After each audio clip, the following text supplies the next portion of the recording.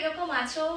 আর আমিও দেখতেই পাচ্ছ কালকে শুটের জন্য ভীষণ ব্যস্ত ছিলাম, সেই জন্য আমি একদম ভিডিও পোস্ট করতে পারিনি। আর ডেফিনেটলি আমার অল শুট ডান। আজকে আমি একটু রিলিফ হয়েছি, তাই তোমাদের সাথে একটা ভিডিও শেয়ার করছি। বলিউডের যতই মালাইকা দীপিকা থাকুক না কেন, বাংলার এই গরিবের রাশিয়ান ভাবিকে তোমাদের কিরকম লাগে সেটা কিন্তু অবশ্যই কমেন্ট করে জানিও।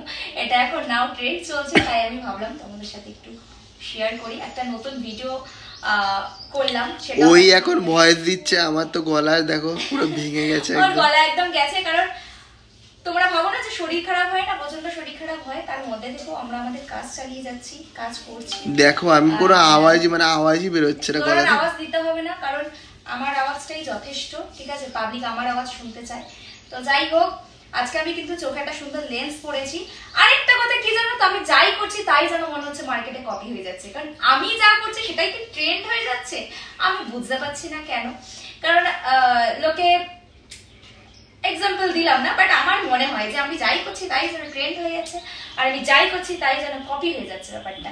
তো যাই হোক, আমি একটু হাটকে, মানে আমি সবসময় চেষ্টা করি নিজেকে যতটা পারো গ্রুম করো, নিজেকে যতটা হাইলাইট করা যায়, তো আমি সেটাই মেনটেন করি। কে কি ভাবলো, কে কি বলবে, আই ডোন্ট কেয়ার, কারণ আমি নিজের কাউকে নিয়ে তো সমালোচনা করছি না আর পরচর্চা করছি না। বলতে গেলে যোগ্যতা লাগে, মানে আমাকে নিয়ে যদি কেউ সমালোচনা করে তার মানে বুঝতে হবে যে কিছু তো আছে, কিছু তো আছে, কিছু তো আছে। আর আমি বলছি কুছ তো বাত है। তো ব্যাপারটা এরকম, ঠিক আছে?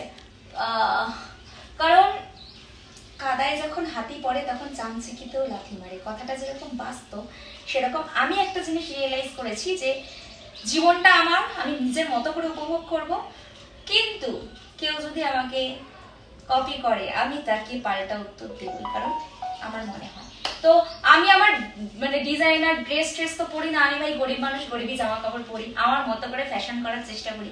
অনেকেই বলে তুমি তো সস্তার জামা কাপড় পরো, ভাই সস্তাগুলো আমি বস্তাতেই রেখে আমি পড়তে ভালোবাসি, আমি সেগুলোকে তোমাদের সাথে ওই সস্তারগুলোই আবার ওকে কপি করে। ওই সস্তা জিনিসে লোকে যদি কপি করে বা আমার মতো ক্রিয়েট করার চেষ্টা করে, তাও আমি জানি না, ব্র্যান্ডই হয়, কপি জিনিস খুব কমই মার্কেটে চলে, ঠিক আছে? আমি একটা ব্র্যান্ড জিনিস কেনা, সেটাকে কপি বলে চালানো, এটাও একটা ব্যাপার। তো আমার কন্টেন্টও অনেকে দেখছি কপি করে নিচ্ছে, আমি জানি না কেন। মানে আমি স্ক্রোল করতে করতে দেখছি আমি যেরকম ভাবে ভিডিও করি, যেরকম ভাবে অ্যাঙ্গেল দিয়ে ভিডিও করি, যেরকম কন্টেন্ট ক্রিয়েট করি, দেখছি ওই কন্টেন্ট গুলো সেম অ্যাজ কপি করে দিচ্ছে। তো এই কথাটা বলার কিছু না, আজকে লং ভিডিওতে এটাই বলার। আমি বুঝি না কেন, আমি তো একটা কন্টেন্ট ভেবে চিনতে বার করছি। আজকে দেখো প্রত্যেকটা দিন আমাকে নিত্য নতুন ভাবে ক্রিয়েট করতে হয়। তোমরা হয়তো আমার ওয়াল দেখেছো, একই জামা কাপড় পরে ভিডিও করা বা এ করাটা আমি খুব কম করি, বাট আমি যে কন্টেন্ট গুলো ক্রিয়েট করছি সেগুলো কিন্তু একদম ইউনিক, আর সেইগুলোও দেখছি সবাই নিয়ে নিচ্ছে। আর সব থেকে বড় কথা, কিছু ফেক আইডি আমার ভিডিও গুলো তুলছো, তারা খুব তাড়াতাড়ি ভাবছো তার কাছে গিফট যাবে, পরে গিয়ে ভাববে, কারণ আমি তো জানি এখন অবধি কিছু হয়নি, যখন দেব তখন আর কিছু করতে পারবে না, শুধু ওয়ার্নিংই দিয়ে যাচ্ছি, কারণ যাতে তুমি জায়গাটা বুঝতে পারো। আমরা কার ক্ষতি কোনোদিন চাই না, কোনোদিন করিও নি, ঠিক আছে? করিও নি, নিজেই করেছি, ঠিক আছে? আর ফুটা নিয়ে যদি বলো আমার ডিকশনারিতে নেই, অহংকার যদি বলো আমার ডিকশনারিতে নেই। আমি তোমাদের মতো সাধারণ মানুষ, সাধারণ ভাবে চলাফেরা করতে ভালোবাসি। ওই 2 টাকার ফুটানি মারার মেয়ে আমি নই, পারি না অ্যাকচুয়ালি। আমি গরিবই থাকতে চাই। কিন্তু প্লিজ যারা আমার ভিডিও তুলছো, তুলো না, আমার রিকোয়েস্ট। আমি এই যে ভিডিও করছি, এই যে আমার লাইভ সব তুলে নিচ্ছি, সব তুলে পোস্ট।